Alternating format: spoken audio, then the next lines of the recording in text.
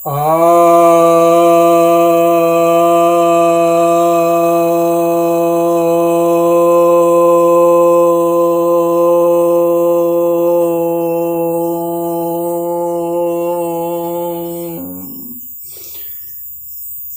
भक्तजनों को सप्रेम नमन। भक्तों, आज मैं आपके समक्ष नारद भक्ति सूत्र के छठे अनुवाक के 43वें सूत्र की व्याख्या करने जा रहा हूँ।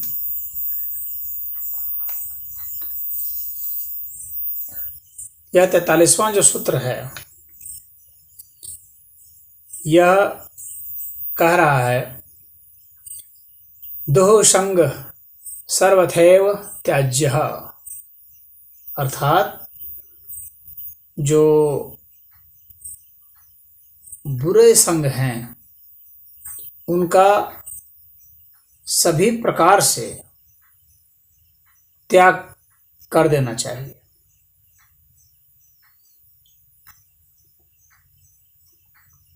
तो यहाँ पर नारद जी जो साधक हैं उनको बिल्कुल स्पष्ट कर रहे हैं कि आप बुरे संगतियों से बच के रहिए। बुरे लोगों में भी बहुत ऊर्जा होती है, जैसे अच्छे लोगों में ऊर्जा होती है। अच्छे लोगों की संगत में जा कर के आप अच्छे गुण सीखेंगे, तो बुरे लोगों की संगत में जाके बुरे गुण सीखेंगे।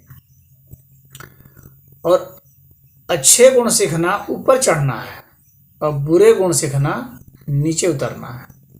यानी अच्छे गुण सीखने के लिए ज़्यादा ऊर्जा की ज़रूरत पड़ेगी और सकारात्मक सोच की ज़रूरत पड़ेगी, उसमें लंबे समय लगेंगे। और बुरे गुण सीखने के लिए कम ऊर्जा की ज़रूरत पड़ेगी और जल्दी सीख जाएंगे, पतन जल्दी हो जाएगा। ऊर्जा नीचे जल्दी उतरती है, ऊपर देर से चढ़ती है, कठिनाई से चढ़ती है। इसीलिए लोग आसानी से बुरे लोगों के संग में रह करके बुरा बन जाते हैं, बनिस्पत की अच्छे लोगों के संग में अच्छा बनना। अच्छे लोगों के संग में अच्छा बनने का मतलब हो गया कि आप अपना अंदरूनी गुण विकसित कर रहे हैं, वैसे गुण जो आध्यात्मिक प्रवृत्ति के हैं। यानी बिल्कुल अंदरूनी गति आपकी हो रही है।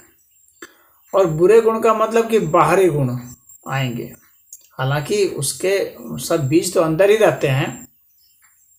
काम, क्रोध, लोभ, मोह, मद, ईर्ष्या, द्वेष, राग तो सब हमारे भीतर ही हैं, परंतु उनका प्रक्षेपण जो है वो सदैव बाहर होगा।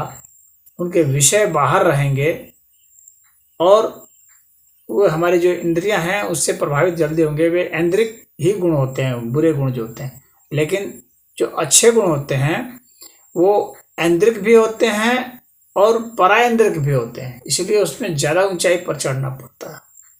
और बुरे गुण तो सदैव जो है ऐन्द्रिक ही होंगे, पराऐन्द्रिक नहीं होंगे।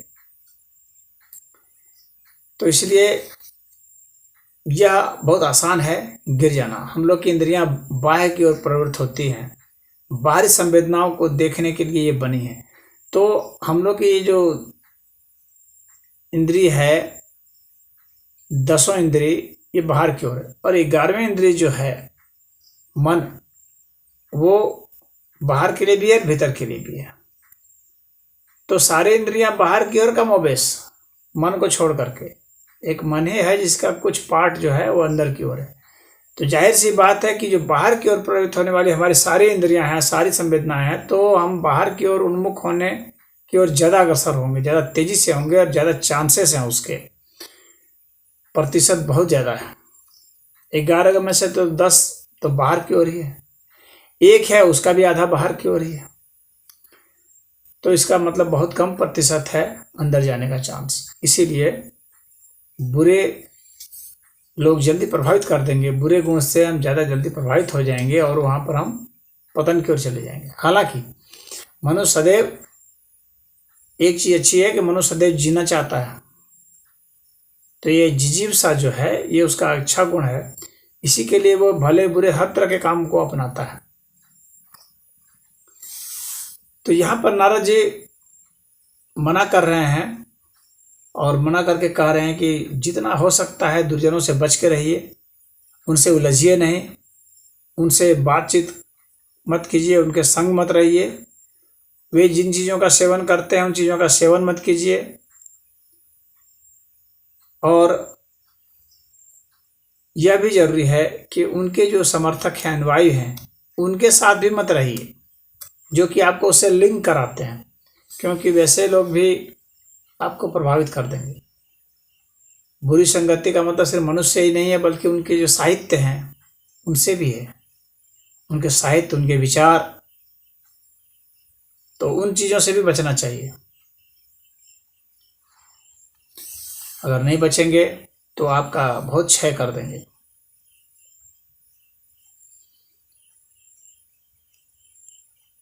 आप असत्य बोलने लगेंगे, असोच में हो जाएंगे, हिंसक हो जाएंगे,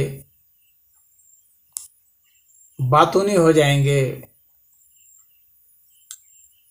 दुर्बुद्धि हो जाएंगे, आपकी श्री चली जाएगी, आपकी लज्जा चली जाएगी, आपका यश चला जाएगा, क्षमा का गुण चला जाएगा, सम दम का गुण चला जाएगा, राग द्वेष ईर्ष्या क्रोध मोह लोभ ये सब हावी हो जाएंगे, और इसके कारण जो है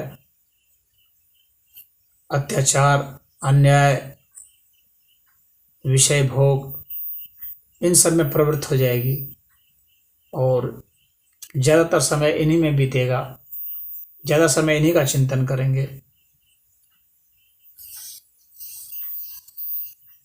वैसे तो आजकल इंटरनेट ही काफ़ी है बुरी संगति के लिए। आपकी मनोवृत्ति अगर बुरी रहेगी तो किसी आदमी की भी ज़रूरत नहीं है, वो इंटरनेट में बहुत सारे मटेरियल पड़े हुए हैं। आपकी मनोवृत्ति होगी तो आप उधर चले जाएंगे और वही सब चीज़ें देखेंगे, वो आपके जीवन को नष्ट करने के लिए काफ़ी है। इंटरनेट में हर तरह की सामग्री है, आपके जीवन को नष्ट करने के लिए पर्याप्त है। आप लत पकड़ लेंगे, ऊंचा उठना क्या होगा, अपने स्थान पर भी नहीं रह पाएंगे, वो इतना नीचे गिर जाएंगे पता भी नहीं चलेगा। तो इसलिए बुरे लोगों की संगति से बचने के लिए, बुरी अवस्थाओं से बचने के लिए सदैव कहा गया है, सभी साधु संत ऋषियों ने भी कहा है, ऐसी चीज़ों को सुनना ही नहीं चाहिए जो कि हमारा पतन करा दे। ऐसी चीज़ों को देखना नहीं चाहिए, ऐसी चीज़ों से एकदम दूर रहना चाहिए, ऐसे ग्रंथ का अध्ययन नहीं करना चाहिए, ऐसी फिल्में नहीं देखनी चाहिए, ऐसे किसी भी चीज़ से नहीं देखना चाहिए जिससे आप प्रभावित होते हैं। ये नए साधकों के लिए बहुत ज़रूरी है, क्योंकि नए साधक का दिमाग बहुत अभी कोमल हल्का होता है, उसकी तर्क क्षमता भी कम होती है, उतना समय का प्रबंधन, विचारों का प्रबंधन, ये सब करने की ताकत कम होती है। जो साधक मच गए हैं, जो सिद्ध हो गए, उनके लिए तो कोई फर्क नहीं पड़ता, वो तो सब कर देंगे।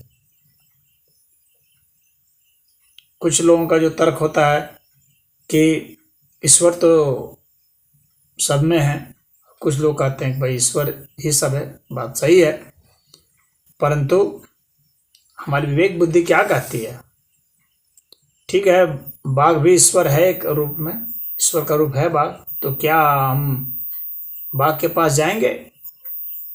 मगरमच्छ भी है ईश्वर का स्वरूप, तो क्या मगरमच्छ के साथ हम जाके खेलेंगे? तो मगरमच्छ तो हमें खा जाएगा, बाघ भी खा जाएगा। बहुत बिरले होते हैं जो कि उसी प्रक्रिया में लगे हुए हैं, तो उसको पाल पोस रहे हैं और वे लोग भी कभी फंस जाते हैं। उसी तरह से सांप है, धधकती आग है, आग भी तो ईश्वर ही है, तो क्या हम अग्नि में कूद जाएंगे? जहर भी ईश्वर है, तो क्या हम जहर को पी लेंगे? समुद्र भी ईश्वर है, तो क्या हम समुद्र में डूब जाएंगे? विवेक किस लिए दिया गया? इसीलिए हम अपने विवेक से निश्चित करेंगे कि हमारी आयु किस में ज़्यादा होगी, हमारा स्वास्थ्य कहाँ ज़्यादा अच्छा होगा, हमारी प्रगति, आर्थिक प्रगति, भौतिक प्रगति, आध्यात्मिक प्रगति, बौद्धिक प्रगति, नैतिक प्रगति, हर तरह की प्रगति कहाँ हो सकती है, किसके संगत से हो सकती है, किन पदार्थों के साथ हो सकती है और कैसे चैतन्यमय पुरुष के साथ हो सकती है, इसकी बुद्धि हमें होनी चाहिए। तो हम उसको छोड़ पाएंगे। अब कोई कहेगा कि भाई जल तो नारायण है, तो हम जल में डूब जाएं, गंगा जी में डूब जाएं, समुद्र में डूब जाएं, तो उस तरह से नहीं होता है। अग्नि भी देवता है, वायु भी देवता है, देवता तो जितनी भी चीज़ें सभी देवता हैं। तो हमें यह बोध होना चाहिए कि संतों ने क्या बताया है, किनका संग छोड़ना है, किनका नहीं। जो मादक द्रव्य ले रहे हैं, ऐसे कुसंग वाले हैं, मादक द्रव्य लेते हैं, गांजा, हेरोइन, भांग, धतूरा, ये सब लेते हैं और जस्टिफाई भी करेंगे, कहेंगे ये तो भोले का प्रसाद है। भोले का प्रसाद नहीं है, ये तो नाहक ही शिव शंकर शंभू को बदनाम किया जा रहा। ये अपने खाने की वासना उसमें थोप देते हैं। शिव शंकर शंभू विष रूपी जहर को, विष जो है संसार का विषय रूपी, विषय का जो विष है उसको पीते हैं। उसी तरह से विषय का पान आप भी कर लें और उसे हजम कर जाएं। तो ऐसे लोग जो धर्म चर्चा नहीं करते, जो साधु संतों का अपमान करते हैं, जो ग्रंथों का अपमान करते हैं, जो पवित्र ग्रंथों का पठन पाठन करना तो दूर रहा, उसका अपमान करते हैं, उसकी ओर देखते नहीं, खरीदते नहीं, तो वैसे लोग जो वेश्याओं में समय व्यतीत करते हैं, सिनेमा, सर्कस, क्लब, खेल कूद, इन्हीं सब में सिर्फ रहते हैं, रमे रहते हैं, तो ऐसे लोगों से साधकों को बच के रहना चाहिए। जो योगाभ्यासी हैं, जो ध्यानाभ्यासी हैं, जो सत्संगी हैं, जो भजन कीर्तन करते हैं, उनके साथ संगत करनी चाहिए। आध्यात्मिक पुरुषों के साथ, धार्मिक पुरुषों के साथ, साधु पुरुषों के साथ संगत करनी चाहिए, विद्वान पुरुषों के साथ संगत करनी चाहिए। तो अपनी संगत अच्छे लोगों से रखेंगे तो अच्छे गुण सीखेंगे और बुरे लोगों से रखेंगे तो बुरे गुण सीखेंगे। अच्छे लोग हर समय नहीं मिलते, क्योंकि अच्छे लोगों की संख्या कम है, बुरे लोगों की संख्या बहुत ज़्यादा भरमार है। एक व्यक्ति मिलेगा 100 व्यक्ति में से अच्छा, 99 व्यक्ति बुरी संगत वाले मिलेंगे, उनकी संख्या ज़्यादा है, क्योंकि बुरा बनना बहुत आसान है। तो आप उनके चंगुल में फंस जाएंगे। इसलिए अच्छा है कि उनसे बच के रहें और अच्छे संगत वाले के साथ रहें। अगर नहीं संभव है तो कम से कम अच्छे संगत वालों के साथ भी, अगर संभव नहीं है, वो नहीं मिल रहे हैं, तो अकेला रहे, वो ठीक है। बुरी संगत से अच्छा है अकेला, दुर्जनों के साथ रहने से अच्छा है एकांत में रहना। अच्छी अच्छी ग्रंथों के साथ रहिए, उन्हीं का अध्ययन कीजिए, अपना योगाभ्यास कीजिए। और अगर इंटरनेट देखते हैं तो बढ़िया बढ़िया चीज़ उसमें भी देखने के लिए है, तो बढ़िया बढ़िया चीज़ को देखें, उनकी संगति करें, बढ़िया बढ़िया चीज़ सीखें, और इस तरह से आप अपने को सुखी, शांति, दुख से दूर कर पाएंगे, स्वस्थ रख पाएंगे, रोगों से दूर कर पाएंगे। आपके विचार और उत्कृष्ट होते चले जाएंगे, बहुत तर्क संगत होते चले जाएंगे, विज्ञानमय होते चले जाएंगे। तो इस तरह के माहौल में, वातावरण में रहने का प्रयास करना चाहिए। यही यहाँ पर नारद जी का उपदेश है। ओम।